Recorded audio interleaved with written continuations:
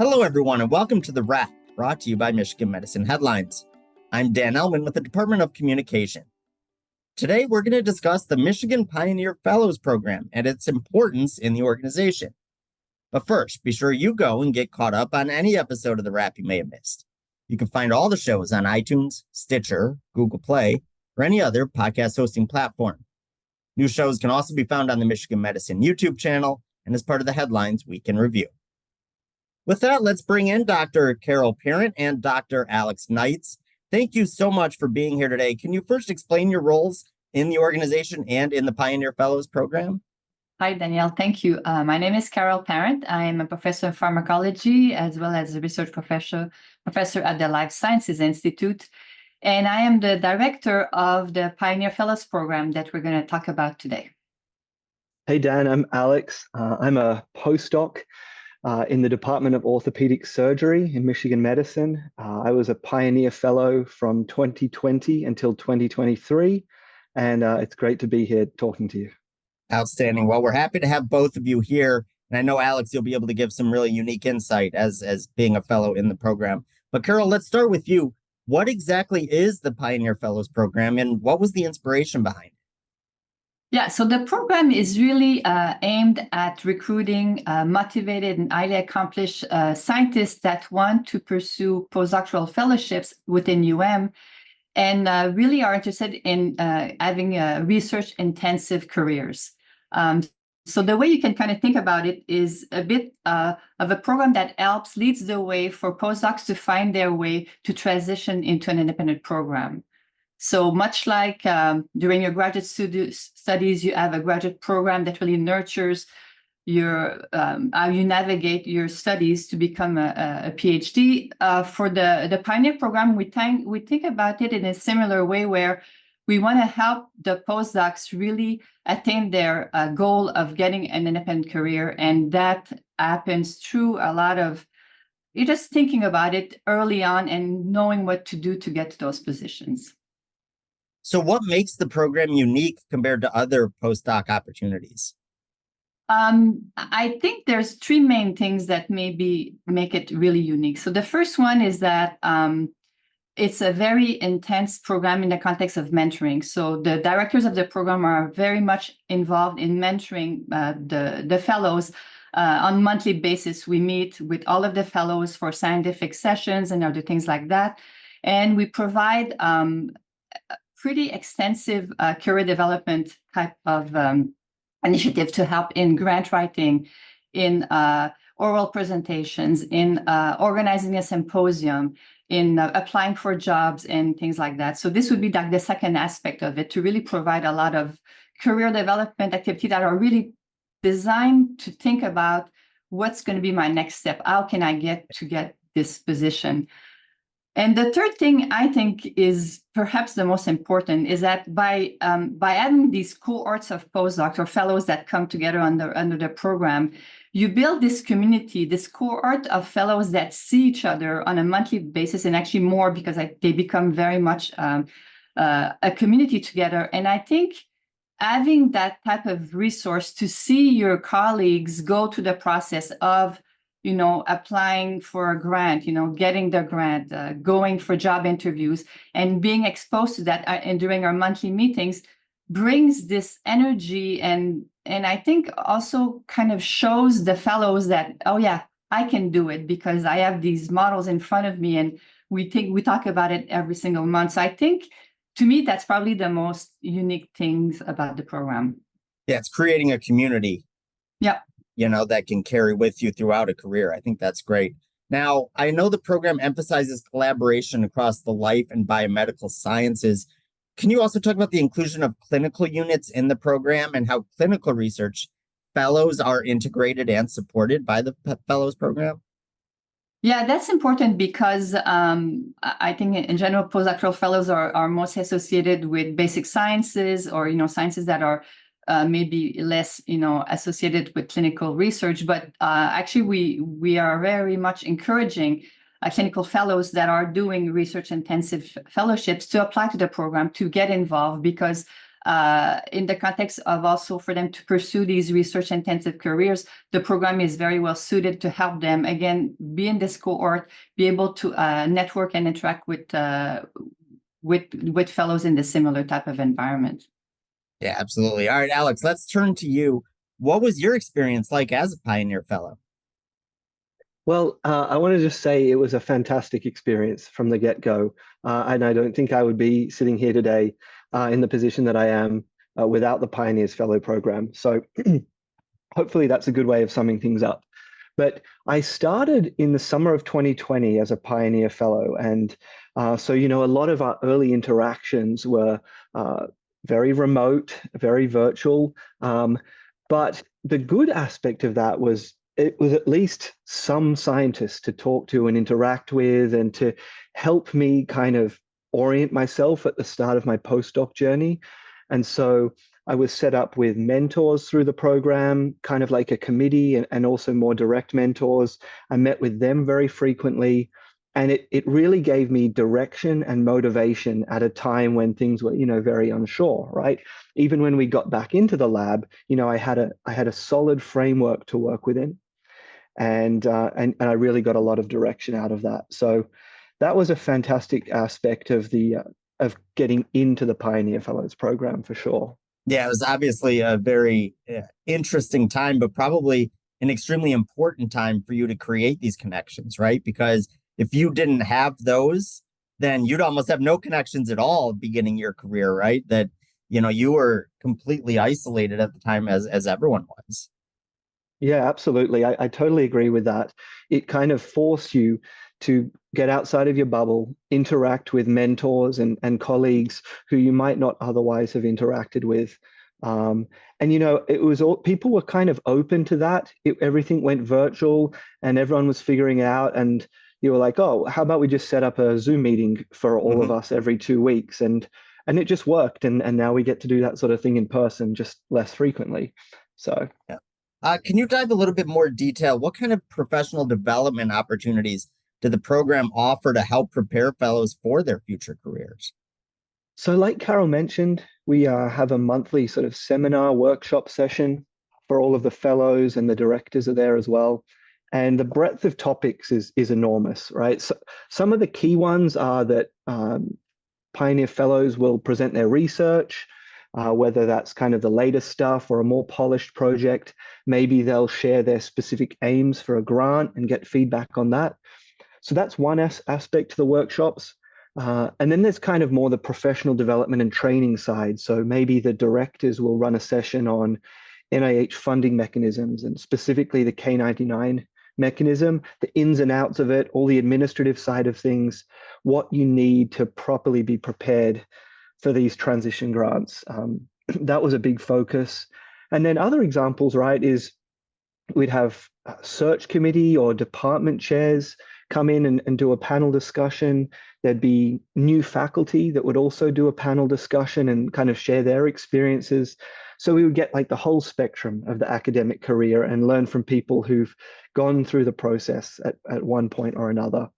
So, if I may ask something, Alex is being very modest here, but he was also part of that panel at some point as we brought one of our senior fellows at the table to kind of go from, maybe a senior fellow getting to get a job to someone that just got a job to someone that has had a job for a few years.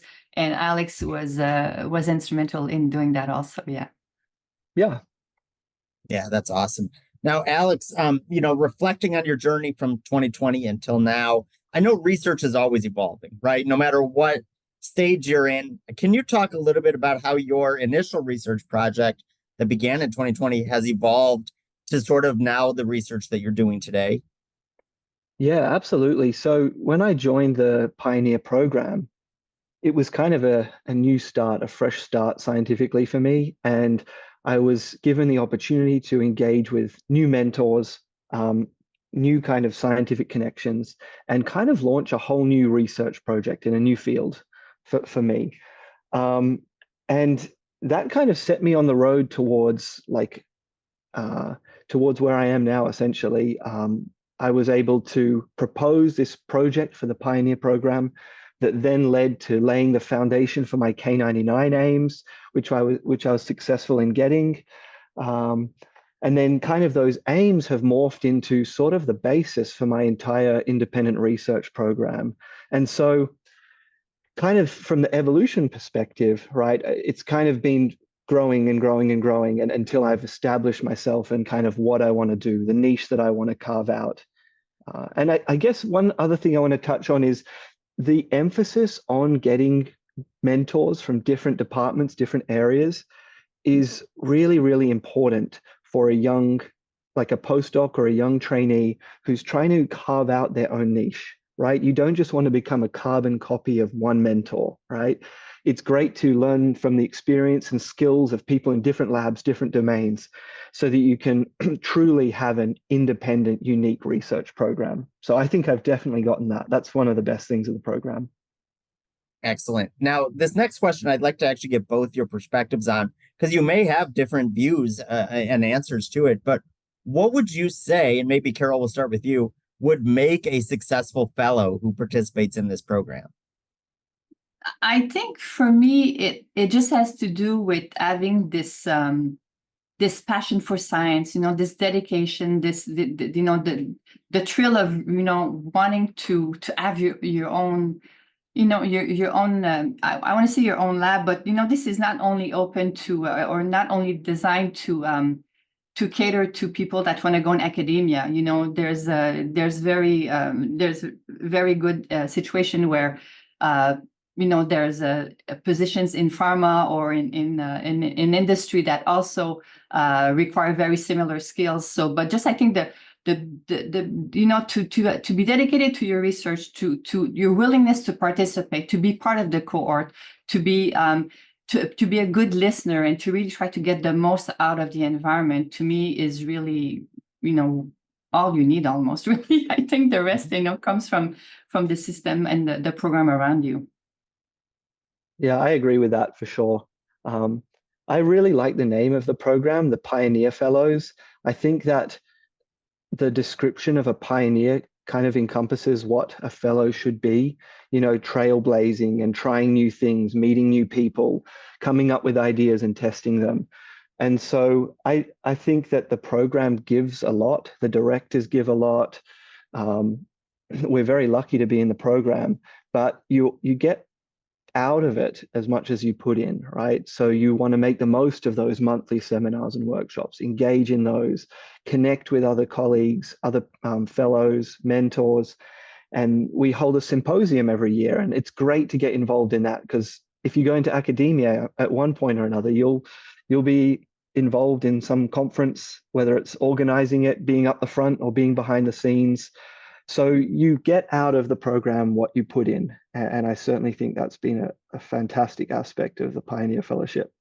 Yeah, the infrastructure is in place for you, but you got to take advantage of it too, right? Once you're in the program. Yeah. So thank you so much, both of you, for sharing all this insight. Is there anything we haven't touched on yet that you want to make sure that our listeners really are aware of when it comes to this program? I know. I think, Alex did a super job to really give it the twist as a fellow. I mean, I think I just want to reiterate the fact that, this collaborative aspect of the program, both, within your PIs and your mentors and how you organize your research, but also within the other fellows, to really get the most out of it. And I think that's probably what makes it what it is. So, if you're interested, if you want to apply, the program is now accepting application. Deadline is August 2nd. You can go to our website, pioneerfellows.umich.edu, where you get more information. We'd love to, to hear more about anybody who's interested, and also mentors. If you have questions, we're happy to answer any questions. Outstanding. Yeah, well, go ahead, Alex. Yeah. So I was just going to add to what Carol was saying. Any last thoughts about the fellowship and such? there's also a really good financial aspect to it. So you get a salary bump, but also you get a little bit of a research stipend, and you can start to use that pot of money judiciously, and you begin to figure out how you begin to think kind of like a PI or a leader, like how can I distribute this money? What's it going to be most useful for? And it also gives you the opportunity to kind of experiment a little bit, maybe outside of what your lab does strictly. You have a little pot of money that you can try out something new, and maybe that'll be the seed that grows into a whole research program. So that's a really key thing about the program as well, the financial benefits. Yeah, I love that. And that's another way that Pioneer is a perfect name, right? You might start this program now or this research now, and you have no idea where it'll end up later in your career. So I think that's great.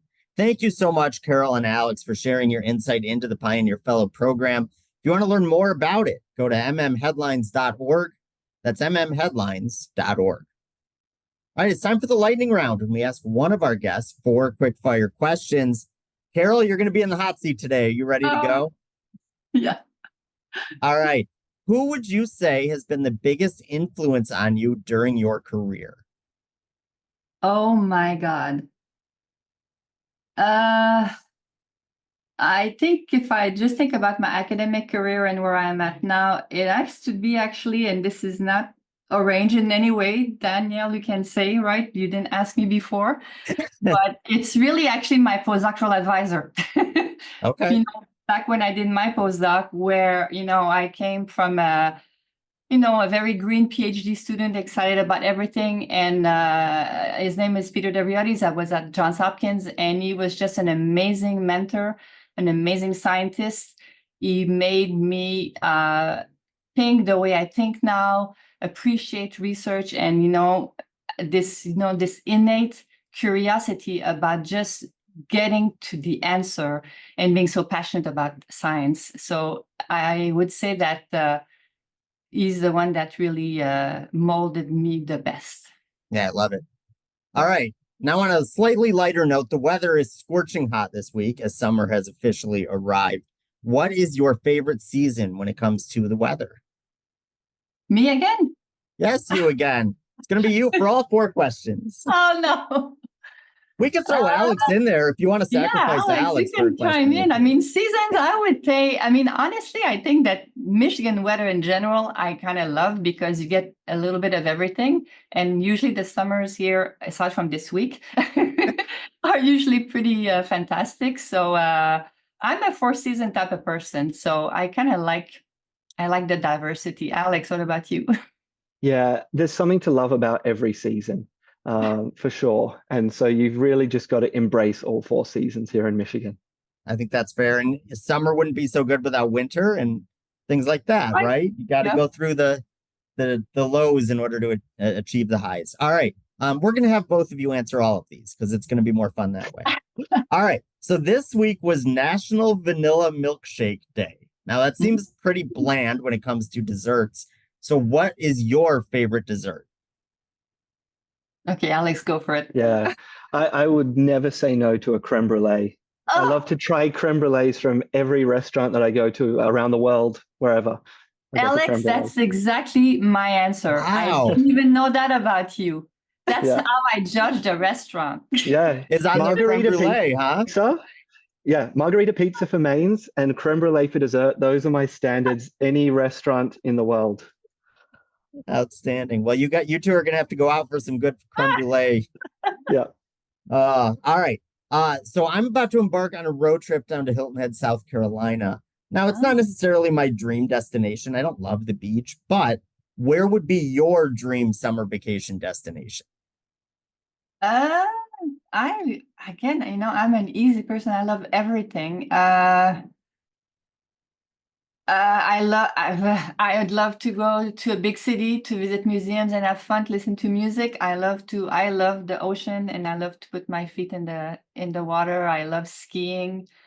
Anywhere. I will go anywhere. You will be happy anywhere you go. I'm easy, yeah. Nice. Alex, how about you? Again, so many places. If it's summer though, I got to be going to Spain. I love Spain. That's awesome. All right. Well, thank you both for playing along on the lightning round.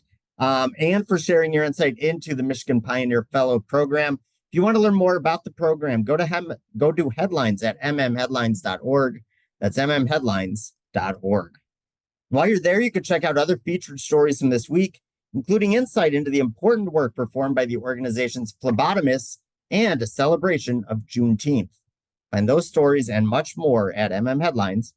All right, it's time for the weekly trivia contest. And this week's question is, Juneteenth is held on which date every year? Once again, Juneteenth is held on which date every year? If you know the answer, send it to headlines@med.umich.edu for the chance to win a prize.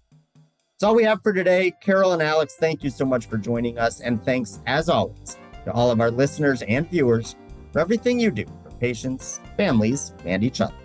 We'll see you next time.